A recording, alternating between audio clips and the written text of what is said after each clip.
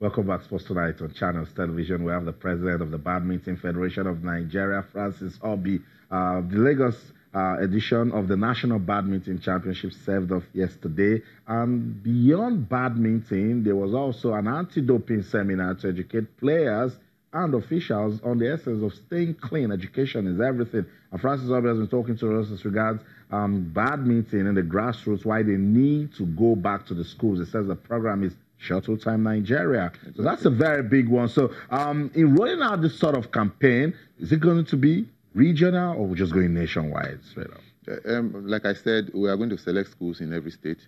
Then we'll have a competition after a period among the schools in that state, then go to the zonal and then the national. Awesome.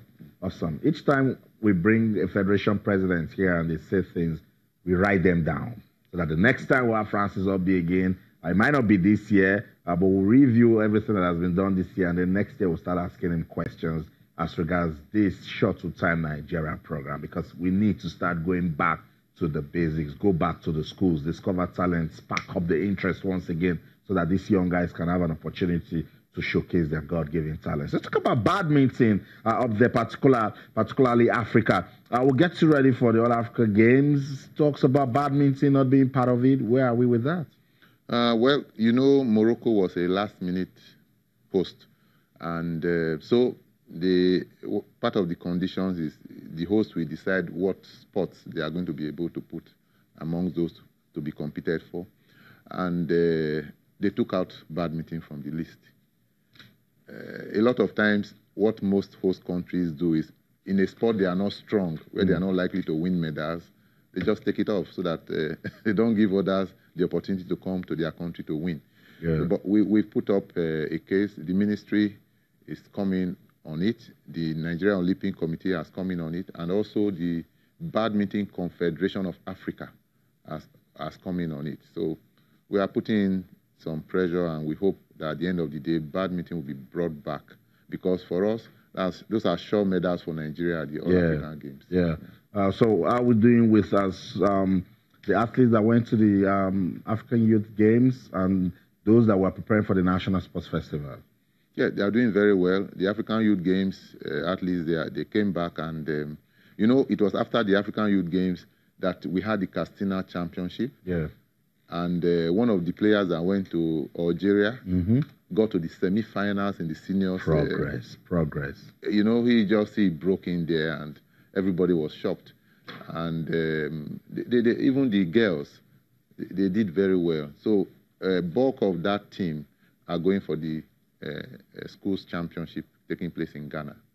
So in that championship, we have under 17, in fact, under 19, under 17, and then under 15. So when are they going to Ghana? It will be taking place on the 14th of December. Yeah. Okay, so some of those talents, right after the National Sports Festival, they're going off to Ghana? No. Those who will be going to Ghana will not be able to take part in it, because they will be taking place at about the same time. In fact, some states were already grumbling that they wanted some of those young ones to represent them, because those are the ones coming up. But representing Nigeria is a bigger national call. So but it's interesting because we've been monitoring the progress of badminton since this new board took over, and you can tell that it's been busy, and that's what we want for the development of the sport in Nigeria. So with all what Francis Obi has told us now, you will see that they will be busy till the end of the year, and then the BFN rolls out a new program for next year and keep badminton busy. Before we let you go, any other thing you want to tell us as regards the national championship? Something is about to happen. Tell me. Yeah. All roads will be leading to Port Harcourt in December for the biggest thing in the history of the game. I will not let the cat out of the bag. You do this thing whenever you come on this show. What's happening in Port Harcourt in December? Just be ready to smell what BFN is cooking. Okay, when is it coming up? When in December? Still, you never give up. I don't. That's my job. We need to let these people know so that we hold you and your federation responsible. Okay, but as long as it's something good, something positive, and then, I mean, we all look forward to it. We're having a national championship going to take place in Port Harcourt. It's like a test run for the All-African seniors that we want to host next year. You know, Port Harcourt was given the hosting right, and they want to run something there so that we'll get ready. Preparing for next year is a big one. So, being a national championship, like I said, is something that a lot of things are going to be first in the history of the game in Nigeria. Okay. From prize money to just, it's a total package. We love it.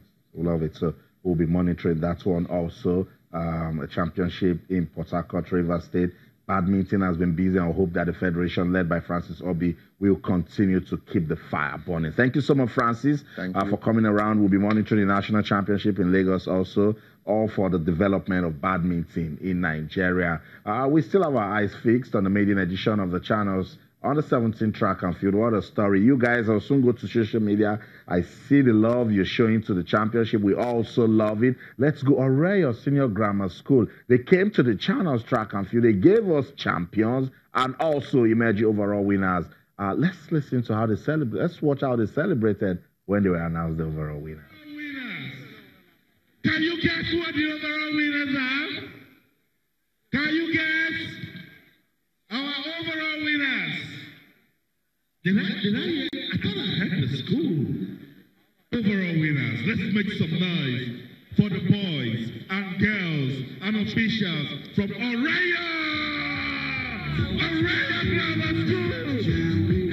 Stand up, stand up for the champions, stand up for the champions, stand up, stand up for the champions,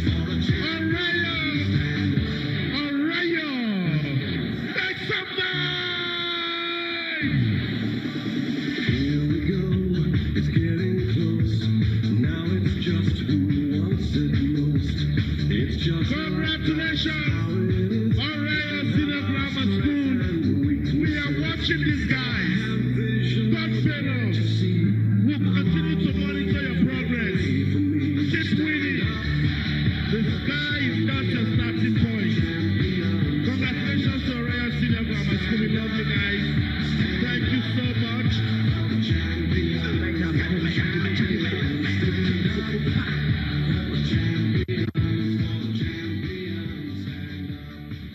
I love it. I tell you, I love it so much. I love the way it makes me feel whenever we talk about this maiden edition of the channels on a 17th track. The boys and girls from Oreyo, they didn't expect it. They just came to compete. A passion, talent burning in them, and they went on to win 4 gold medals and 1 bronze. And at the time, they were thinking it was going to be FGC Ijaniki that were also dominant in the relays, but no, Oreyo, after giving us, they gave us a champion in 400 meters, they gave us a champion in 200 meters, they gave us a champion in the 800 meters and 1 other event. So congratulations to the boys and girls of Oreyo. We're trying to bring them to the studio so that you get to see them, hear them talk. You've seen them do their things, you get to hear them talk also. And who knows, if you want to also support their career, you can. So more from the channel's track and field classics as we get on with the show. But let's find out what's happening with the National Youth, the National Sports Festival. Now it's about youth and schools in my brain. The National Sports Festival will get underway in Abuja from December the 6th and will run through the 16th. And the torch has been traveling. Last week it was in the southeast, now it's the south-south. It touched down in Cross River State, and the Cross River State government, they said they are willing to bid for the hosting rights for the 2020 edition of the National Sports Festival. And they have also expressed readiness to participate in the forthcoming the upcoming festival in Abuja. Remember, Cross River was supposed to host the National Sports Festival, but a lot of funding issues, the infrastructure and the likes, it was delayed until it got to Abuja. The governor, represented by the chairman of Cross River State Sports Commission, Orok Duke, gave the assurances at the UJ SONS Stadium in Calabar after receiving the Unity Touch for the tournament. That's it right there. That's what the Unity Touch does. Brings everybody together, and we hope that the spirit of sportsmanship will continue to burn for sports in Nigeria. Let's go to Calabar and Cross River State and get more reactions. This touch, a symbol of peace. This touch, a symbol of unity. An indication also that peace has come to stay in Cross River State. Cross River State is actually home of sports, and we are hereby confirming that Cross River State government has approved that we, all the athletes, take part in the upcoming sports festival in Abuja. He has asked me to announce too that the letter from the Honorable Minister asking Cross River State to bid for 2020 Sports Festival, he has given his approval in principle that we should bid again to host the festival in 2020.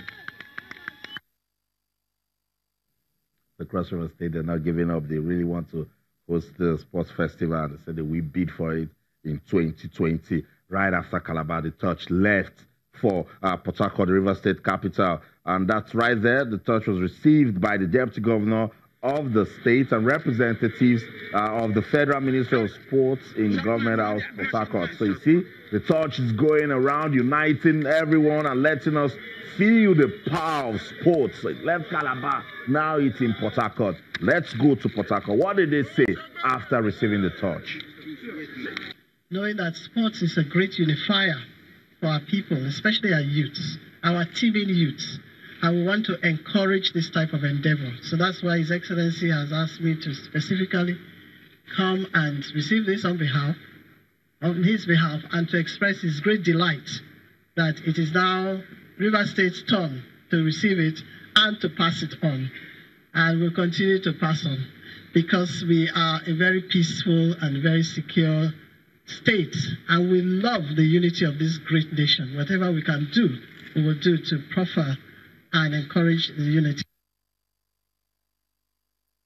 That's it right there. I told you the sports is a big unifying factor towards the growth of any country. So the touch is in Pt.2. Tomorrow we'll continue to give you updates. Let's see where the touch will go to. It's all about counting down to the National Sports Festival. It's going to take place in Abuja from December the 6th till the 16th. Finally, we're going to have the sports festival. We've been waiting for it. The last time we had it was here in Lagos, Eko 2012, and it hasn't happened since then. So let's see what Abuja can give to us this time around. Across River, they have said after this one, for 2020, we are still going to bid for to host the National Sports Festival. So that's it. We'll continue to give you an update. But this weekend, we will be busy with football. The Super Eagles of Nigeria, they will be in South Africa to take on the Bafana Bafana in an AFCON qualifying match. It's a very crucial match. And so they are camping in Lagos, in Asaba, the Delta State capital. And the state governor, that's him right there, Ifeanyi Okowa, is excited to have the team prepare for the Africa Cup of Nations in Asaba. So that's it. After the training session, the governor visited the team after the first training session, and then he believes that the Eagles can get a good result against South Africa in Johannesburg. So some pictures from their first training session. There you have it, the Super Eagles. They're getting ready for that important match against South Africa. Let's go to Asaba, get some talking points or so, and then we'll come back. If we've got some more time, we'll get your tweets. There is one good thing that I know, that because you're leaving the soil of Asaba to South Africa, obviously you're going to come back victorious. We are a hospitable people, but we are a very praying state. And I do know that our prayers will definitely be with you. We had always admired you, and I'm truly very excited to see a very young set of players. I always watch whenever you're playing. I want to let you know that for every goal that you're able to score, we are going to give you sum of $25,000 as a state. We really appreciate the hospitality that we have since we came here in the afternoon. By the grace of God, thank you very much for the promise that you make to the team. By the grace of God, on Sunday, we are coming back here to celebrate with you for qualifying to next year AFCON.